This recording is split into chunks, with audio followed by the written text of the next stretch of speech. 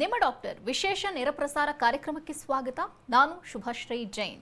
ಒತ್ತಡದ ಜೀವನ, ಬದಲಾಗ್ತಿರುವ ಜೀವನ ಶೈಲಿ, ಜನರಿಗೆ ನೂರಾರು ಆರೋಗ್ಯ ಸಮಸ್ಯೆ, ಯಾವ ಸಮಸ್ಯೆಗೆ ಯಾವ ಚಿಕಿತ್ಸೆ ಅನ್ನೋದೇ ದೊಡ್ಡ ಚಿಂತೆ.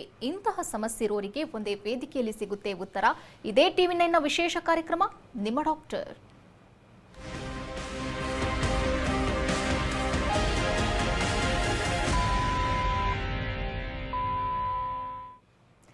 ಮಲವಿಸರ್ಜನೆ ಸಮಯದಲ್ಲಿ ಅತಿಯಾದ ನೋವು ಕಾಣಿಸಿಕೊಂಡಾಗ ಬಹುತೇಕರು ಉಷ್ಣ ಎಂದೇ ಭಾವಿಸುತ್ತಾರೆ. ಆದರೆ ಈ ಬಗ್ಗೆ ನಿರ್ಲಕ್ಷ್ಯ ವಹಿಸಿದ್ರೆ ಅಪಾಯ ಕಟ್ಟಿಟ್ಟ ಬುತ್ತಿ. ನೋವಿನ ಜೊತೆಗೆ ರಕ್ತಸ್ರಾವವಾಗುವುದು, ಸಹಿಸಲು ಅಸಾಧ್ಯವಾದ ನೋವು ಇದಕ್ಕೆ ಕಾರಣ.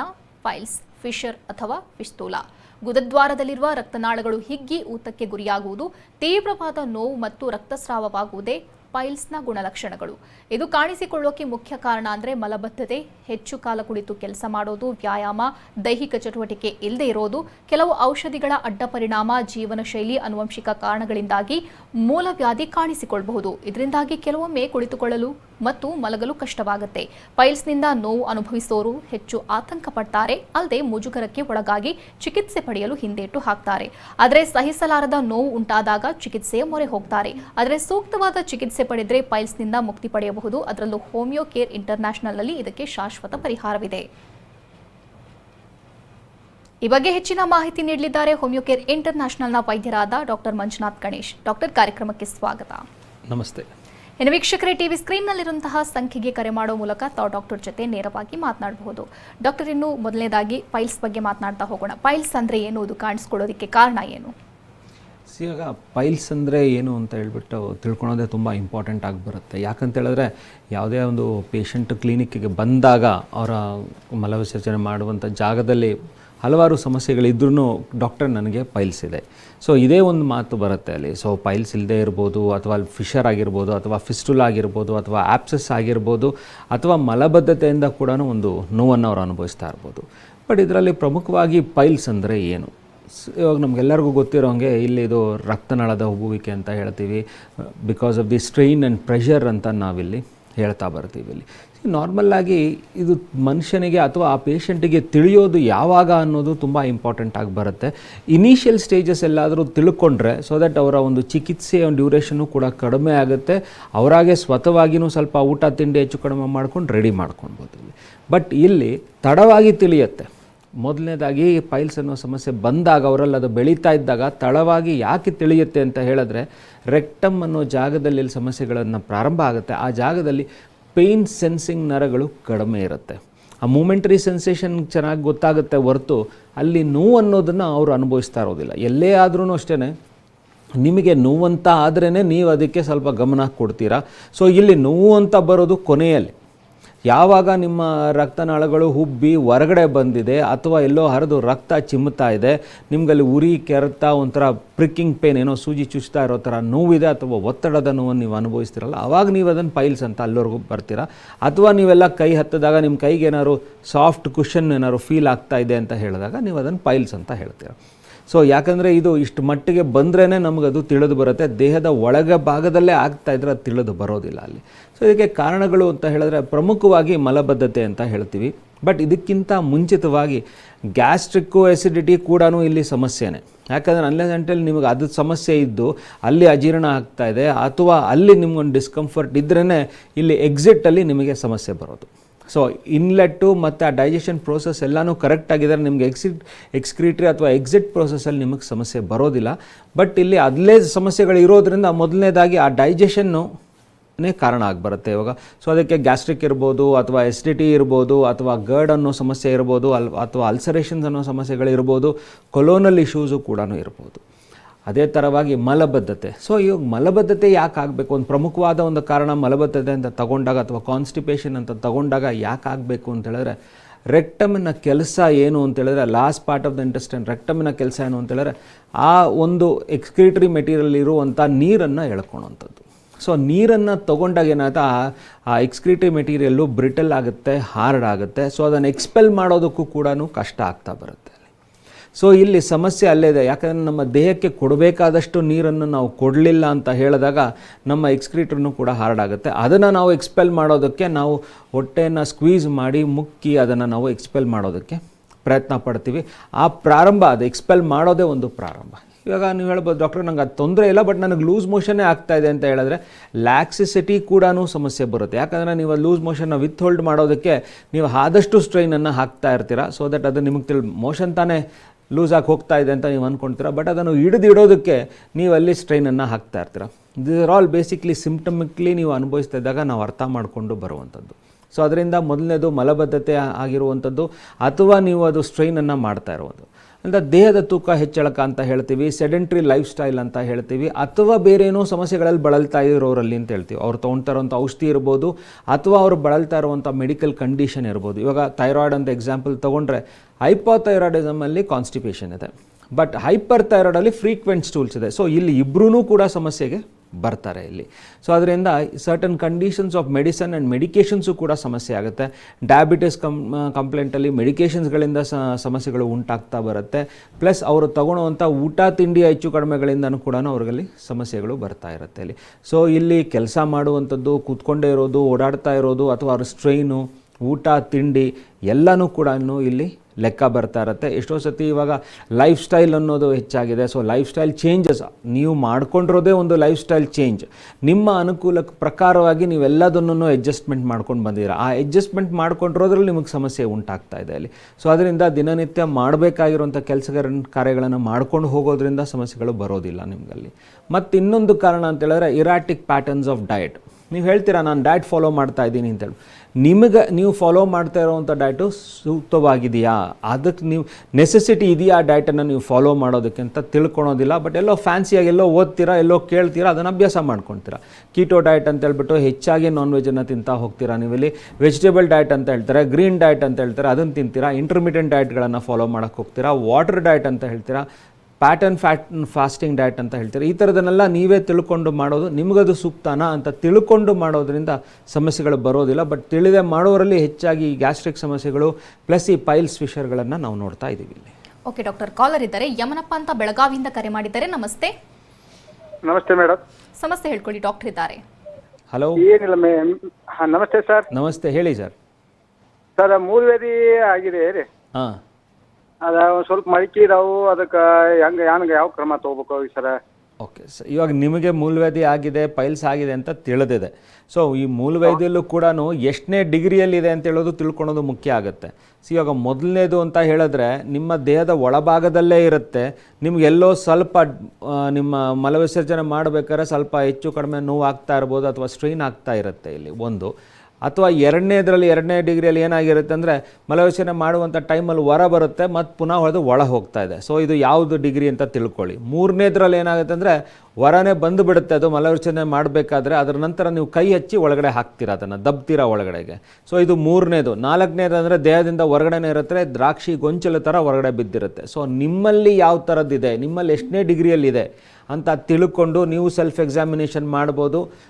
ನೀವು ಶಾಖೆಗೆ ವಿಸಿಟ್ ಆದಾಗ ಡಾಕ್ಟರ್ಸ್ ತಜ್ಞರು ಇರ್ತೀವಿ, ಅಲ್ಲಿ ನಾವಲ್ಲಿ ಎಕ್ಸಾಮಿನ್ ಮಾಡಿ ನಿಮ್ಮಲ್ಲಿ ಯಾವ ಡಿಗ್ರಿಯಲ್ಲಿ ನೀವು ಸಫರ್ ಆಗ್ತಾ ಇದ್ದೀರಾ ಅದರ ಕಾರಣಗಳನ್ನು ತಿಳ್ಕೊಂಡು ಅದ್ರ ಜೊತೆಯಲ್ಲಿ ಏನಾದರೂ ಅಸೋಸಿಯೇಟಿವ್ ಕಂಪ್ಲೇಂಟ್ಗಳೇನಾದರೂ ಇದೆಯಾ, ಗ್ಯಾಸ್ಟ್ರಿಕ್ಕಾ ಅಥವಾ ಬೇರೆ ಏನಾದರೂ ಸಮಸ್ಯೆಗಳಿದೆಯಾ ಅಂತ ನೋಡಿ ನಿಮ್ಮ ಕಂಡೀಷನ್ಗೆ ಚಿಕಿತ್ಸೆಯನ್ನು ನೀಡ್ಬೋದು. ಧನ್ಯವಾದ ಕರೆ ಮಾಡಿದ್ದಕ್ಕಾಗಿ. ಡಾಕ್ಟರ್, ಇನ್ನು ಫಿಶರ್ ಮತ್ತು ಫಿಸ್ಟೂಲಾ ಬಗ್ಗೆ ಹೇಳೋದಾದರೆ ಹಂಗಂದ್ರೆ ಏನು? ಇವಾಗ ಫಿಶರ್ ಅಂದರೆ ಏನು?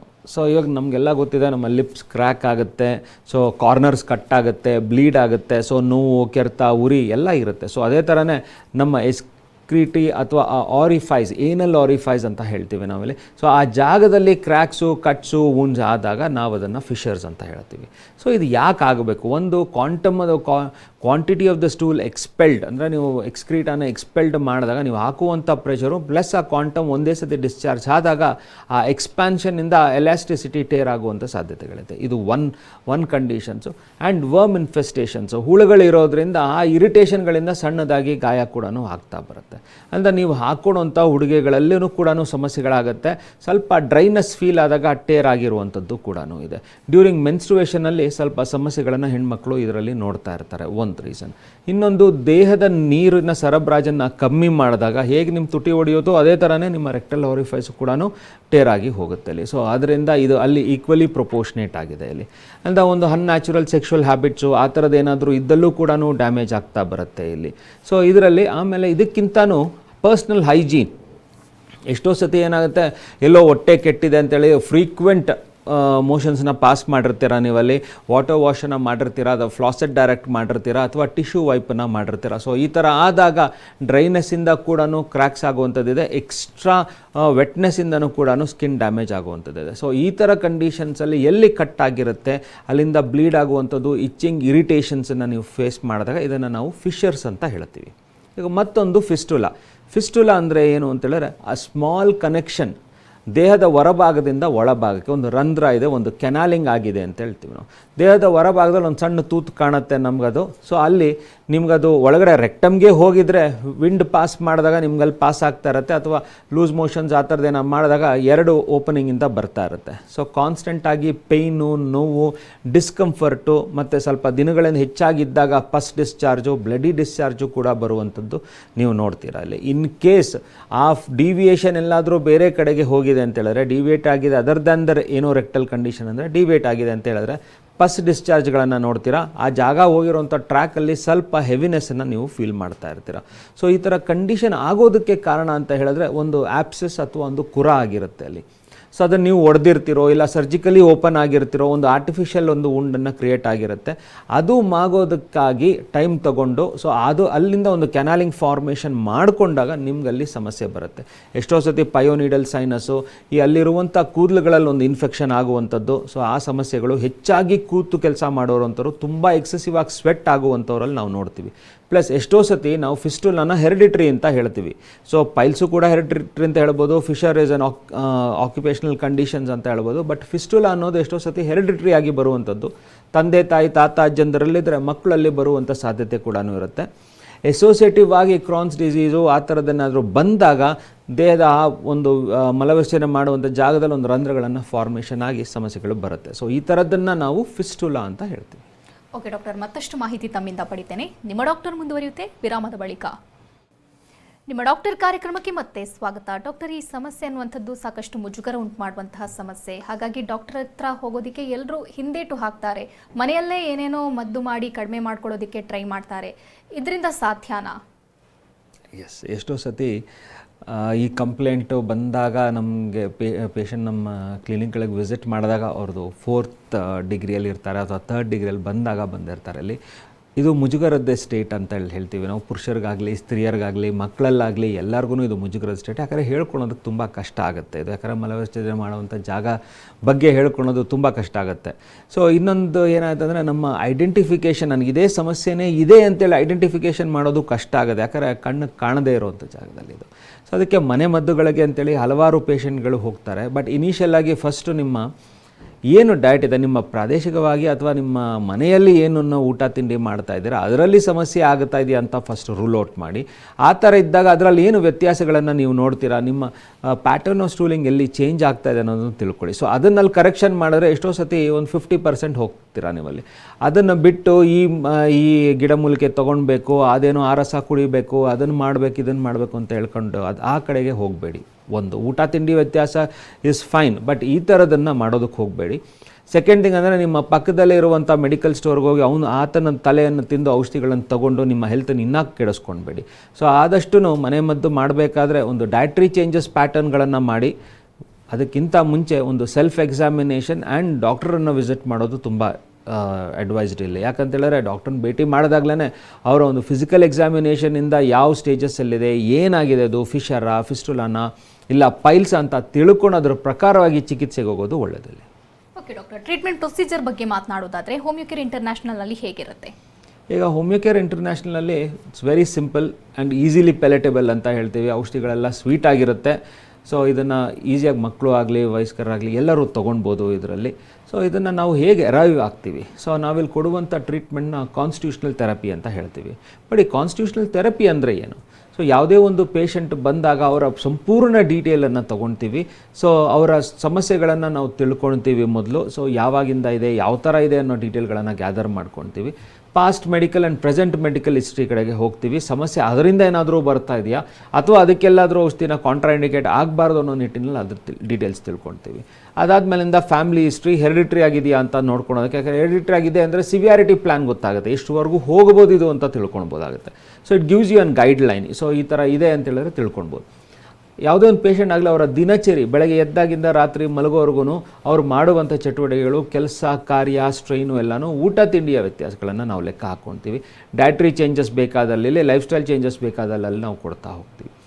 ಇದು ಎರಡೂ ಆದ ನಂತರ ಅವರ ಮನಸ್ಥಿತಿಗೆ ಹೋಗ್ತೀವಿ. ಯಾಕಂದರೆ ಮನಸ್ಥಿತಿಗೆ ಯಾಕೆ ಹೋಗಬೇಕು ಅಂದರೆ, ಎಷ್ಟೋ ಸತಿ ಅವರ ಯಾವುದೇ ಒಂದು ಆ್ಯಂಕ್ಷಸ್ ಲೆವೆಲಿನ ಸ್ಟ್ರೈನ್ ಆದಾಗ ನೀವು ನಿಮ್ಮ ಹೆಲ್ತನ್ನು ಡ್ಯಾಮೇಜ್ ಮಾಡ್ತಾ ಬರ್ತೀರಾ, ಅಥವಾ ಹೆಚ್ಚಾಗಿ ನೀವು ಸ್ಟ್ರೈನನ್ನು ಮಾಡ್ಕೊಳ್ತಾ ಬರ್ತೀರಾ ಅಲ್ಲಿ. ಸೊ ಅದಿದ್ದಾಗ ಮನಸ್ಥಿತಿ ತುಂಬ ಇಂಪಾರ್ಟೆಂಟ್ ಆಗುತ್ತೆ. ಹೆಣ್ಣು ಮಕ್ಕಳಲ್ಲಿ ಅವರ ಒಂದು ಋತುಚಕ್ರದ ಡೀಟೇಲ್ಸು, ಪ್ರೆಗ್ನೆನ್ಸಿ ಡೀಟೇಲ್ಸ್ ಬೇಕಾಗುತ್ತೆ ಇಲ್ಲಿ. ಯಾಕಂದರೆ ಎಷ್ಟು ಸತಿ ನಾರ್ಮಲ್ ಡೆಲಿವರಿ ಆಗಿದೆ, ಯಾವ್ಯಾವ ಥರ ಸ್ಟ್ರೈನನ್ನು ಅನುಭವಿಸಿದ್ದಾರೆ ಇವರು, ಬೇರೆ ಏನಾದರೂ ಸಮಸ್ಯೆಗಳಾಗಿತ್ತು ಅನ್ನೋದನ್ನು ತಿಳ್ಕೊಳ್ತೀವಿ. ಸೊ ಹೆಣ್ಣು ಮಕ್ಕಳಲ್ಲಿ ವಿಶೇಷವಾಗಿ ಅಲ್ಲಿ ತಿಳ್ಕೊಳ್ತೀವಿ. ಪುರುಷರಲ್ಲೂ ಕೂಡ ಅವರೇನಾದರೂ ಲೈಂಗಿಕ ಸಮಸ್ಯೆ ಏನಾದರೂ ಇದೆಯಾ ಅಂತೇಳಿ ಡೀಟೇಲನ್ನು ಗ್ಯಾದರ್ ಮಾಡ್ತೀವಿ ನಾವಲ್ಲಿ. ಇದೆಲ್ಲ ಆದ ನಂತರ ಉದ್ದಗಲವನ್ನೆಲ್ಲ ಲೆಕ್ಕ ಹಾಕಿ ಅವ್ರಿಗೆ ಅಂತೇಳಿ ಒಂದು ಸೆಲೆಕ್ಟ್ ಮಾಡಿ ಒಂದು ಡ್ಯೂರೇಷನಲ್ ಟ್ರೀಟ್ಮೆಂಟನ್ನು ಪ್ಲ್ಯಾನ್ ಮಾಡಿ ಕೊಡ್ತೀವಿ. ಇದು ಅವ್ರಿಗೆ ಮಾತ್ರ ಸೀಮಿತವಾಗಿರುತ್ತೆ. ನನಗೆ ಚೆನ್ನಾಗಿದೆಯಪ್ಪ ನೀನೂ ತಗೋಂತ ಇನ್ನೊಬ್ರಿಗೆ ಹಂಚಿದ್ರೆ ಅಥವಾ ಉಪಕಾರ ಮಾಡೋರು ಅವ್ರಿಗೇನೂ ಆಗದೆ ಹೋದಾಗ ಸಮಸ್ಯೆ ನಿಮಗೆ ಕೇಳುತ್ತೆ ಅಲ್ಲಿ. ಸೊ ಅದರಿಂದ ನಿಮಗೆ ಕೊಟ್ಟಿರುವಂಥ ಮೆಡಿಸಿನ್ ಅದು ನಿಮಗೆ ಮಾತ್ರನೇ ಸೀಮಿತವಾಗಿರುತ್ತೆ. ಸೊ ಈ ಥರ ಪ್ಲ್ಯಾನ್ ಟ್ರೀಟ್ಮೆಂಟನ್ನು ಮಾಡೋದರಲ್ಲಿ ಹೋಮಿಯೋಕೇರಲ್ಲಿ ಮಾಡ್ತೀವಿ. ಇದನ್ನೇ ನಾವು ಕಾನ್ಸ್ಟಿಟ್ಯೂಷನಲ್ ಥೆರಪಿ ಅಂತ ಹೇಳೋದು. ಓಕೆ ಡಾಕ್ಟರ್, ಸರ್ಜರಿಯ ಅಗತ್ಯ ಯಾರಿಗಿರುತ್ತೆ? ಸರ್ಜರಿ ಎಲ್ರಿಗೂ ಮಾಡಬೇಕಾಗತ್ತಾ, ಹೇಗೆ? ಇವಾಗ ಸರ್ಜರಿ ಮಾಡಬೇಕಾ ಅಂತ ಹೇಳಿ ಕ್ವಶನ್ ಬಂದಾಗ, ಹೌದು, ಸರ್ಟನ್ ಕಂಡೀಷನ್ಸಲ್ಲಿ ಸರ್ಜರಿ ಇಂಟರ್ವೆನ್ಷನ್ಸ್ ಬೇಕಾಗುತ್ತೆ, ಸರ್ಜಿಕಲ್ ಇಂಟರ್ವೆನ್ಷನ್ಸ್ ಬೇಕಾಗುತ್ತೆ. ಯಾರಿಗಾಗಿ? ಸೊ ಇದು ಫಸ್ಟ್ ಡಿಗ್ರಿ, ಸೆಕೆಂಡ್ ಡಿಗ್ರಿ ಅಥವಾ ಥರ್ಡ್ ಡಿಗ್ರಿ ಪೈಲ್ಸಲ್ಲಿ ಇರೋದಿಲ್ಲ, ಫೋರ್ತ್ ಡಿಗ್ರಿ ಪೈಲ್ಸಲ್ಲಿದ್ದು ತುಂಬ ಬ್ಲಡ್ ಲಾಸ್ ಆಗ್ತಾ ಇದೆ, ನಾನು ಅದನ್ನು ಆ ಒಂದು ರಕ್ತನಾಳವನ್ನು ಕಟ್ಟಿದ್ರೇ ಇಲ್ಲಿ ಬ್ಲಡ್ ಲಾಸ್ ನಿಲ್ಲುತ್ತೆ ಅಂತ ಹೇಳ್ಬಿಟ್ಟು ಬಂದಾಗ ನಾವು ಕೂಡ ಸರ್ಜರಿಗೆ ಅಲ್ಲಿ ಅಡ್ವೈಸ್ ಮಾಡ್ತೀವಿ ಅಲ್ಲಿ. ಅದೇ ಥರನೇ ಆ ಬ್ಲಡ್ ಲಾಸಿಂದ ಆಗುವಂಥ ಬೇರೆ ಡ್ಯಾಮೇಜ್ಗಳು ಆಗ್ತಾ ಇದೆ ಅಂತ ಹೇಳ್ಬಿಟ್ಟು ನೋಡ್ಕೊಳೋದಕ್ಕೆ ಸರ್ಜರಿ ಅಡ್ವೈಸು ಬೇಕಾಗುತ್ತೆ. ಆ್ಯಂಡ್ ಇನ್ ಕೇಸ್ ಆಫ್ ಫಿಸ್ಟುಲಾದಲ್ಲಿ ಆಪ್ಸಸ್ ಓಪನಿಂಗ್ ಮಾಡಿ ಡ್ರೈನ್ ಔಟ್ ಮಾಡಿದಾಗ ಮಲ್ಟಿಪಲ್ ಆಗ್ತಾ ಇದೆ, ಒಂದು ಕ್ಲೀನಪ್ಗೆ ಒಂದು ಕ್ಲೀನಿಂಗ್ ಸರ್ಜರಿ ಕೂಡ ಬೇಕಾಗುತ್ತೆ. ಅಥವಾ ಗ್ರ್ಯಾಜುವಲ್ ಆಗಿ ಅದು ಹೀಲ್ ಆಗ್ತಾ ಇದೆ ಅಂತ ಹೇಳಿದ್ರೆ it is a patience and time taking process ಅಂತ ನಾವಿಲ್ಲಿ ನೋಡ್ತೀವಿ. ಅದೇ ಫಿಶರ್ ಅಂತ ಕೇಳಿದಾಗ ಡೀಪ್ ವೂಂಡ್ ಆಗಿ ಕಾನ್ಸ್ಟೆಂಟ್ ಆಗಿ ಅದು ಇನ್ಫ್ಲಮೇಟಿವ್ ಕಂಡೀಷನ್ಸ್ಗೆ ಹೋಗ್ತಾ ಇದೆ ಅಂತ ಹೇಳಿದಾಗ it is a treatable conditions. But in case of diabetes ಇದೆ ಅವ್ರಿಗೆ ಅಥವಾ ಬೇರೆನೋ ಸಮಸ್ಯೆ ಇದೆ, ಒಂದರಿಂದ ಒಂದು ಬರ್ತಾ ಇದೆ ಅಂತ ಹೇಳಿದಾಗ ಸರ್ಜರಿ ಅಡ್ವೈಸನ್ನು ನಾವು ಕೂಡ ಕೊಡ್ತೀವಿ.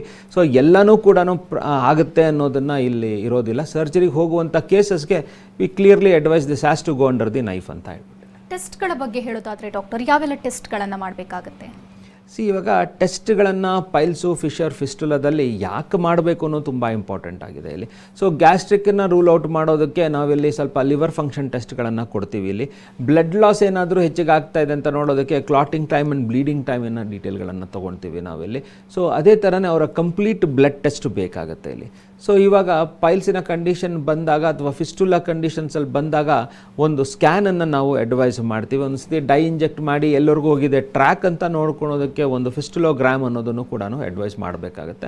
ನಾರ್ಮಲಿ ಒಂದು ಅಲ್ಟ್ರಾಸೋನೋಗ್ರಾಫಿಯಲ್ಲೂ ಕೂಡ ಮಾಡ್ಬೋದು, ಬಟ್ ಆ ಫಿಸ್ಟುಲೋಗ್ರಾಮ್ ಮಾಡೋದ್ರಲ್ಲಿ will get a clear picture ಅಂತ ಹೇಳ್ತೀವಿ. Okay doctor, thank you so much, ಸಾಕಷ್ಟು ಮಾಹಿತಿ ನೀಡಿದ್ರಿ. ನಮಸ್ತೆ.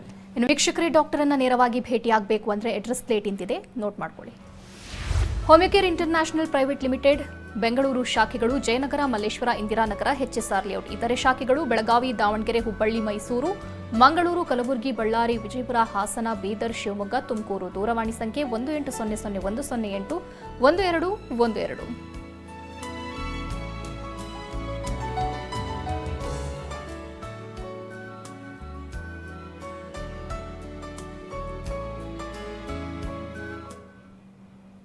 ಇದು ಇವತ್ತಿನ ನಿಮ್ಮ ಡಾಕ್ಟರ್. ನಿರಂತರ ಸುದ್ದಿಗಾಗಿ ನೋಡ್ತಾ ಇರಿ TV9.